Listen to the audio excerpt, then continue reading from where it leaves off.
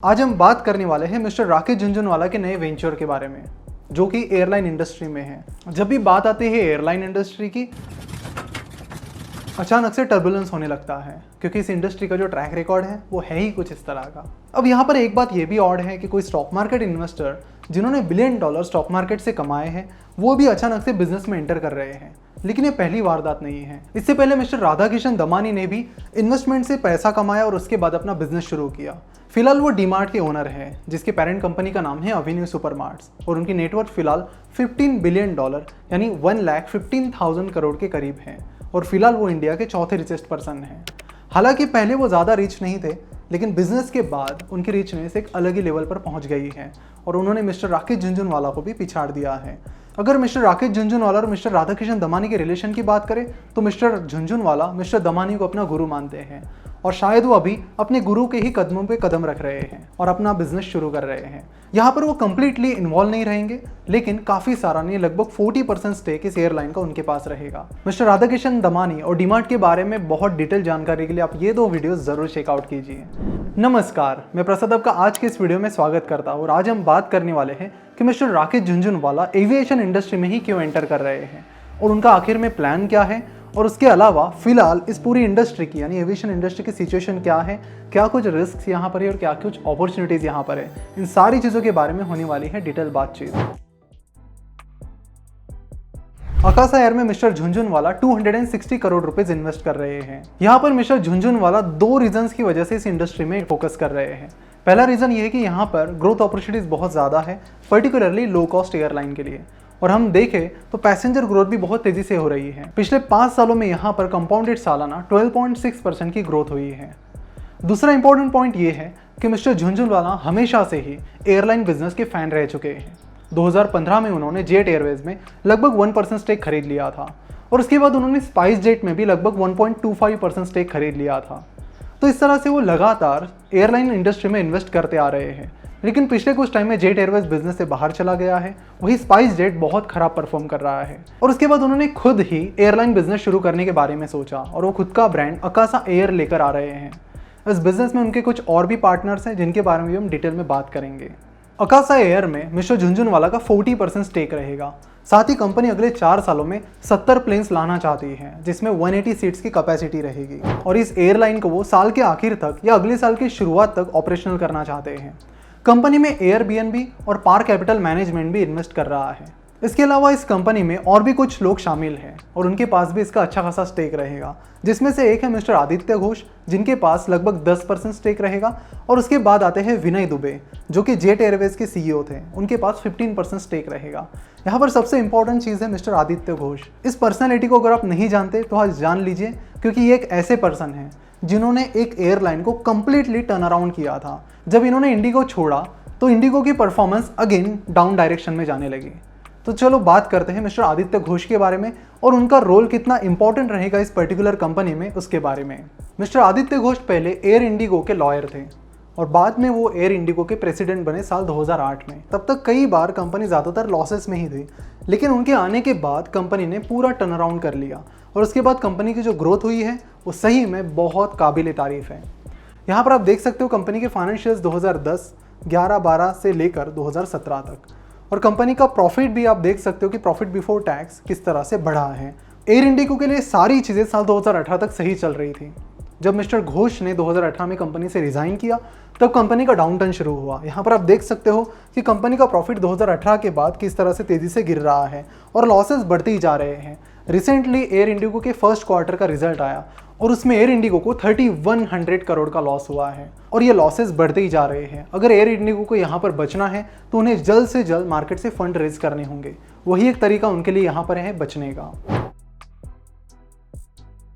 यहाँ पर mister Jhunjhunwala ultra low cost carrier शुरू करना चाहते हैं, यानी बहुत कम दाम वाली प्लेन शुरू करना चाहते हैं। अब इसके लिए 2 पॉसिबिलिटीज़ मुझे लगती है। इन्होंने तो सबसे इंपॉर्टेंट चीज़ मिस्टर आदित्य घोष को ऑनबोर्ड किया है, और वो किंग है इस चीज़ के कि एयरलाइन की मतलब प्राइसिंग कैसे कम करनी है, उसे लो कॉस्ट कैसे बनाना है। अब मेरे हिसाब से और भी कुछ चीज़ें जिनसे कॉस्टिंग काफ़ी कम हो सकती है, शायद ये मतलब मजाक लगे आपको, लेकिन अगर इन्वेंशन हो जाता है इलेक्ट्रिक प्लेन्स का, यहाँ पर आप देख सकते हो कि एयरलाइन के टोटल एक्सपेंसेस में 31% एक्सपेंसेस सिर्फ फ्यूल कॉस्ट हैं। और फ्यूल कॉस्ट को कम करना है तो अगर इलेक्ट्रिक प्लेन्स आते हैं तो यहाँ पर कॉस्ट काफ़ी कम हो जाती है। तो इन्वेंशन की यहाँ पर ज़रूरत है। कब आएगा इन्वेंशन पता नहीं, लेकिन आएगा तो पूरी इंडस्ट्री को ये चेंज ज़रूर करेगा। कुछ लोग शायद ये भी सोचेंगे कि इस तरीके से भी तो कॉस्ट कम की जा सकती है, लेकिन वो पॉसिबल नहीं है। उससे वेट बढ़ जाएगा और एक कुछ लिमिटेड सीट्स ही वहाँ पर होनी चाहिए। वेट बढ़ जाए तो बाकी भी प्रॉब्लम्स आ जाती हैं। अब बात करते हैं इस पूरी इंडस्ट्री के बारे में कि एयरलाइन इंडस्ट्री फिलहाल किस सिचुएशन में है।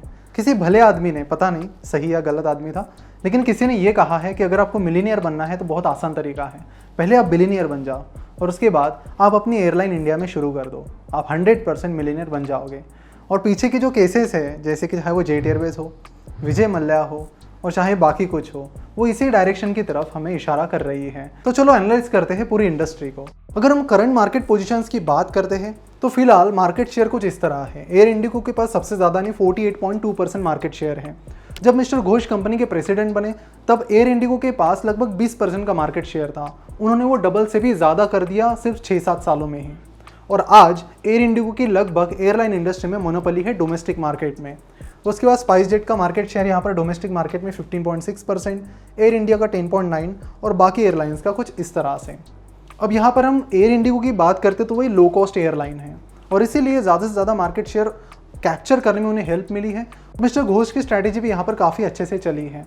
यहाँ पर अकासा में अल्ट्रा लो कॉस्ट यानी लो कॉस्ट से भी और कम रेट में यहाँ पर चीज़ें प्रोवाइड करने की कोशिश की जाएगी। शायद यहाँ पर ज़्यादातर चीज़ें ऑटोमेट की जा सकती हैं और बाकी जो फ्री में चीज़ें मिलती हैं वो शायद यहाँ पर ये कंपनी नहीं देगी। इस तरीके का इनका कुछ प्लान दिख रहा है। ये फिलहाल के कुछ पोजीशंस हैं। यहाँ पर इंडिगो लीडर ज़रूर है, फिलहाल मोनोपोली ज़रूर चला रहे हैं, लेकिन खुद भी फिलहाल बहुत ज़्यादा प्रेशर में है। लॉसेस लगातार बढ़ रहे हैं। एयरलाइन इंडस्ट्री एक ऐसी इंडस्ट्री की यहाँ पर सेफ कोई भी नहीं है। 2004 में जेट एयरवेज इंडिया का डोमेस्टिक मार्केट में नंबर 1 एयरलाइन थी। कुछ ही सालों पहले वो बैंकरप्ट हो गए। नंबर 2 की एयरलाइन 2008-9 के करीब किंगफिशर थी, वो भी बैंकरप्ट हो गए। ऐसे कई सारी एयरलाइंस आई है और फिर चली भी गई है। एयर इंडिया की बात करते तो गवर्नमेंट भी एयर इंडिया से परेशान है कि भाई इससे कैसे छुटकारा मिलेगा, लेकिन कोई खरीदने के लिए उन्हें तैयार नहीं है। गवर्नमेंट ने कई तरह की बीड्स लगाई, लेकिन कोई बीड लगाने के लिए भी यहाँ पर तैयार नहीं है। और एयर इंडिया को भी हर साल हजारों करोड़ों के लॉसेस हो रहे हैं। तो इस तरह की इंडस्ट्री है, बड़ी इंटरेस्टिंग है और यहाँ पर लॉसेस की कोई भी कमी नहीं है। आप में से कितने लोगों ने सुर्रई पोट्रू ये मूवी देखी है? आई थिंक अमेजन प्राइम पर ये मूवी है, जिसे आप देख सकते हो अलग अलग लैंग्वेजेस में। सूर्या की मूवी है, काफ़ी अच्छी एक्टिंग है और स्टोरी भी काफ़ी अच्छी है। ये मूवी कैप्टन GR गोपीनाथ पर है, जो कि एयर डेक्कन के फाउंडर हैं। बाद में एयर डेक्कन का विजय माल्या की कंपनी किंगफिशर के साथ मर्जर हो गया और बाद में फिर कुछ टाइम बाद किंगफिशर बैंकरप्ट हो गई। आपको ये बताना है अभी कि इस मूवी में जो विलन है वो रियलिटी में कौन है। उसके बाद अगर हम बात करते हैं एयर डेक्कन की, तो उनके मेन कंपटीटर थे जेट एयरवेज, जो कि उस टाइम नंबर 1 एयरलाइन कंपनी थी और वो भी रिसेंटली बैंकरप्ट हो गई है। अब बात करते कि ये डील कैसे मिस्टर झुनझुनवाला के लिए बहुत फायदेमंद हो सकती है। यहाँ पर मिस्टर झुनझुनवाला सिर्फ 260 करोड़ रुपए इन्वेस्ट कर रहे हैं और उनकी नेटवर्थ करीब 30,000 करोड़ के करीब है। यानी ये जो टोटल इन्वेस्टमेंट है उनकी नेटवर्थ का 1% भी नहीं है। तो एक रिस्क हम इसे नहीं कह सकते, बिकॉज बहुत ही उनके लिए छोटी इन्वेस्टमेंट है। और पिछले कुछ टाइम से हम देख भी रहे हैं कि पिछले 1 साल में उनकी नेटवर्थ काफ़ी तेज़ी से बढ़ी है। पिछले 9 सालों में उनकी नेटवर्थ कंपाउंडेड सालाना 16% से बढ़ रही है और कुछ अग्रेसिव बेट्स भी रिसेंटली वो लेने लगे हैं। यहाँ पर मिस्टर झुनझुनवाला की स्ट्रैटेजी मुझे लग रही है धंधो इन्वेस्टर स्ट्रैटेजी है। मिस्टर मोहनीश पाबराई की बुक धंधो इन्वेस्टर में इसी स्ट्रैटेजी के बारे में बात की गई है कि heads I win, tails I don't lose much. यहाँ पर अगर मिस्टर झुनझुनवाला की बेट सही जाती है तो अच्छा खासा प्रॉफिट उनको मिल सकता है, क्योंकि इंडस्ट्री की साइज बहुत बड़ी है। सभी स्ट्रगल कर रहे हैं। इनफैक्ट इंडिगो भी स्ट्रगल कर रहा है, जो कि फिलहाल लीडर है, जिनकी मोनोपोली है। और यहाँ पर मिस्टर घोष को अपने साइड में लेकर मिस्टर झुनझुनवाला ने बहुत अच्छी शुरुआत की है। तो अपॉर्चुनिटी बहुत बढ़िया है और मिस्टर घोष इसे काफ़ी अच्छे से इंप्लीमेंट कर सकते हैं। तो कंपनी ये पूरी तरह से प्रोफेशनली मैनेज्ड कंपनी रहेगी। यहाँ पर mister Jhunjhunwala day to day operations में ज़्यादा इन्वॉल्व नहीं होंगे। बस यहाँ पर एक पॉइंट ये है कि कोविड की वजह से एयरलाइंस फिलहाल बहुत प्रॉब्लम फेस कर रही है। तो आगे थर्ड वेव अगर आती है तो उसमें एयरलाइन बिजनेसेस कैसे टैकल करते हैं इस प्रॉब्लम को, ये देखना इंटरेस्टिंग रहेगा। और अगर रिवेंज ट्रैवल अगर होता है, बहुत सारे लोग बाद में ट्रैवलिंग करते हैं, तो उसका फायदा भी फिर एयरलाइन इंडस्ट्री को बाद में हो सकता है। पिछले कुछ टाइम में एयरलाइन इंडस्ट्री में 39,000 जॉब लॉसेस हुए हैं। तो यहाँ पर अकासा एयर को बहुत अच्छा टैलेंट भी मिल सकता है, बिकॉज मार्केट में वो इजीली अवेलेबल है। तो ये है अकासा एयर की पूरी स्टोरी। ये है बिग बुल की नेक्स्ट बेट। क्लोजली इस पर नजर रखनी चाहिए बिकॉज ये बहुत ही इंटरेस्टिंग चीज़ है। और मिस्टर घोष क्या आकाश अय्यर को बॉटम से टॉप तक लेके जा पाएंगे, ये देखना भी बड़ा इंटरेस्टिंग रहेगा। तो आज हम यही रुकते हैं। वीडियो को कैसा लगा नीचे कमेंट करके ज़रूर बताएं। और हाँ, हम देखते हैं कि आप में से बहुत सारे लोगों ने चैनल सब्सक्राइब ही नहीं किया है। जनरली हम देखते हैं कि 50% लोग जो वीडियो देखते हैं वो सब्सक्राइबर्स नहीं हैं। ज़रूर सब्सक्राइब कीजिए, इसी तरह का क्वालिटी कंटेंट आपको मिलेगा, ये हमारी तरफ से 100% गारंटी है। Thank you so much for watching this video. तब टर्बुलेंस होने लगा। यार ये एक्टिंग क्लास ही ज्वाइन करना है मुझे तो। नमस्कार, मेरा नाम है प्रसाद और आप देख रहे हैं बात दिल की।